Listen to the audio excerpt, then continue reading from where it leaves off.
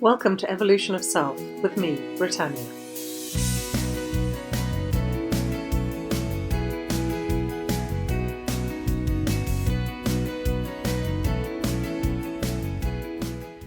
Hello. So I'm going to talk to you about anger, and I've spoken about it before, but I was chatting to somebody recently and they were talking about going to visit somebody who generally upsets them, and they were talking about how clever they were and the things that they were going to say to them to put them in their place and whatever else. And I suddenly realised that the person they were going to meet, they didn't really have a choice in it for whatever reason as to why they were going to meet this person. But the person that they were going to meet is quite an unhappy person. And actually, I could imagine, doesn't really wish the person that I know that's going to meet them very positive things in life. In fact, I think that person would most likely be quite pleased if the person that I knew was unhappy and not particularly successful and, wasn't living a very wonderful life. And it suddenly became very obvious to me that those people that hold that anger and that hurt and whatever inside, when they interact with you and they do things to try and trigger you and annoy you and upset you, what they're trying to do is they're trying to take their own hurt and pain and anger and upset and sadness, and they're trying to almost infect you with it.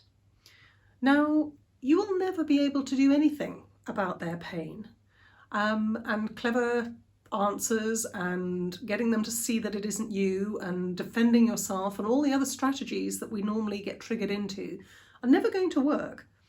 They're not going to change that other person's way of being or what's gone on for them, unless they choose to go and change that themselves. But quite often in this sort of scenario, it's not really your place to do that. But what you can do is that you can choose not to be infected by their pain and hurt and anger and upset and whatever else they're carrying around. And the way to do that is to not react, but not to feel hurt and not react.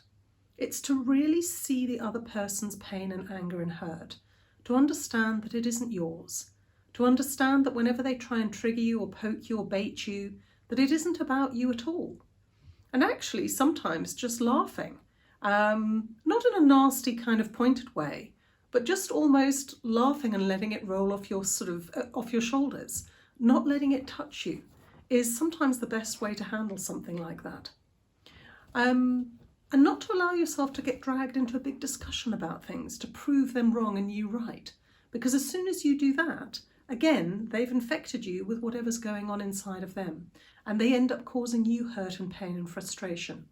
Another way, if you're brave enough, is to actually call them out on it, to actually reflect back on them. You could say something along the lines of, I sense that you're really upset about something.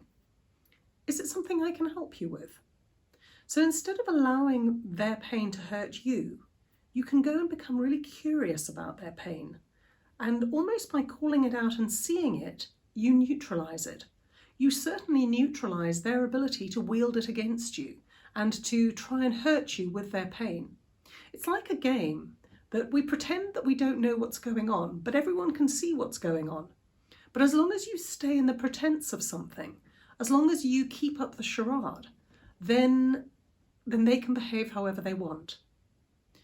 But when you bring it to the light, when you suddenly air it and you recognise it, and they know that you've recognised it, then they can't pretend anymore. They can't use it against you.